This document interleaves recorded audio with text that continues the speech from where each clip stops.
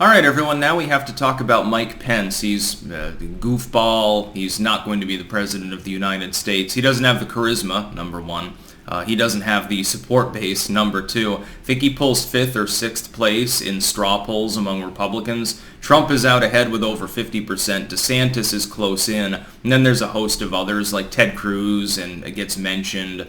Certainly Rand Paul gets mentioned, and Mike Pence usually is not anywhere near the top. I think he'd have like 3 or 4% support. If he were to run in a 1 versus 1 primary in the Republican Party for 24, and he's running against Trump, I think he'd pull 3%. Maybe he'd get 5% if he was lucky. He wouldn't win any states. He'd have 5 delegates by the end of it because half the states wouldn't even call up a primary because they would say, well, Trump is clearly going to win this one.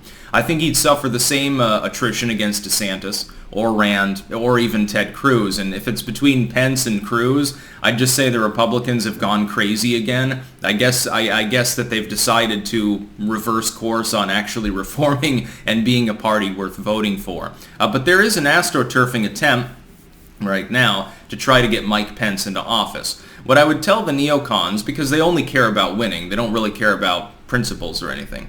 If you nominate Mike Pence, effectively what you're doing is the typical neocon thing of apologizing and playing the liberals game. He wouldn't win. The fact that you gave an olive branch to the liberals who claim that Trump is evil and racist and DeSantis kills kids and all of these other things, by having the milquetoast neocon Bush look-alike, doesn't mean that they won't still get called Hitler Satan during the general election. They would love it if you nominated Mike Pence because they know that he would lose. Right now, we're looking at a situation where just based on the economy, certainly post-midterm it'll probably be about the same. In 2024, it is the Republicans to lose as far as the presidency goes, especially if Biden or Kamala happens to be the candidate. And of course, as the incumbent, Biden, old and demented as he is, can decide to run, and there won't be a lot of opposition within the party. There will be some muttering from the leftoids. There will be some muttering from people with half a brain cell. Most of those people, if they have half a brain cell, are not Democratic partisans. They're not part of that process. What I would say is the only way to lose against these people is to have someone like Mike Pence. If you want to alienate 20-30% of the entire lay of the Republican Party and have them sit it out or vote third party or write in Mickey Mouse, nominating Mike Pence is the perfect way to do that. There's nobody more divisive. Trump has a large, hardened fan base. There are some never-Trumpers that don't like him, and there are people, right-leaning independents who might climb back off a board because they actually believe the insurrection bullshit. Mike Pence is tied up in that, number one, simply by being Trump adjacent, and has the added detriment of also pissing off Trump's fans. He wouldn't have any support. I can't imagine that he'll even bother to run if he would be running against Donald Trump. If he throws his hat into the ring, I have a feeling he'll come in 3rd or 4th. Because I can't imagine that there's a single group in the United States other than rich, moneyed neocons, half of which fled to the Democratic Party in retaliation for Trump's populism anyway. I can't imagine he has any other support base, and that's a small group of people. Really rich people, he'd have a lot of fundraising. I'm sure he'll enjoy it after he loses, when he buys a 5th or 6th home. But what support base is there? It's not MAGA. It's not left independents. It's probably not right independents for the most part.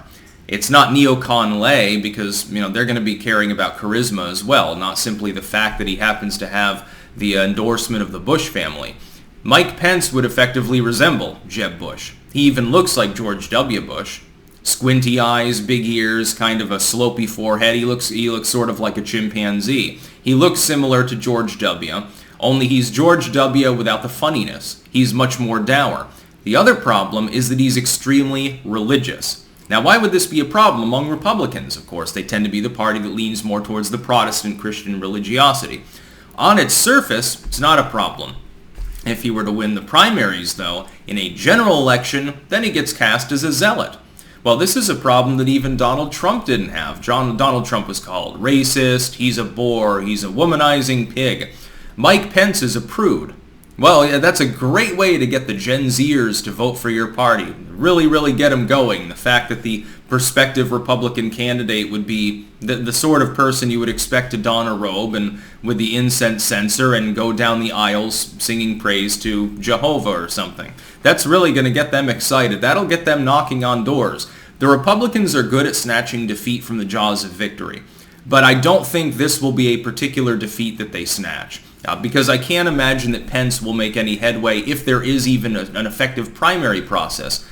Another thing people have to realize is that, and this is the case for 2020 as well, when there is an incumbent, and Trump has a technical incumbency, many of the states will simply suspend their primaries by unilateral decision. They'll say we don't need to have a primary. It's obvious who will win, number one. It's obvious who we want as a state, number two. We're representing the Republican constituency in this state. We're not going to have a primary. We're not going to have a caucus. I'd say a quarter to a third of all states would just suspend, and they would allocate their delegates to Donald Trump. That gets him pretty much all the way across the line on day one, depending on which states they are. Mike Pence cannot hold a candle to Trump. The other problem would be, imagine you have a debate going on during the primaries between the Republican candidates, and Mike Pence has to make the case that he's going to be better than Donald Trump when he has all of the baggage from being adjacent to the admin, if you want to call it baggage. Of course, for some Republicans and certainly all the liberals, that's a sticking point. But none of the accomplishments. So no accomplishments, but all the baggage. That's not going to weight him down as a candidate. I can't imagine it happening, but there is an astroturfing attempt. You see elements of the legacy media trying to do the astroturfing thing as well. The liberal legacy media is trying to convince, certain groups of conservatives to support Mike Pence because they know he'd be a weak punching bag and lose. Oh, well, we don't have as much of a problem with him. He's got some nobility to him. He's a rather pious man. Link in the description, archived, of course. Using the term pious to describe him. Maybe it'll be Mike Pence 2024. They'd love it. Just like they'd love Ted Cruz 2024. Another loser who probably would lose in the general election.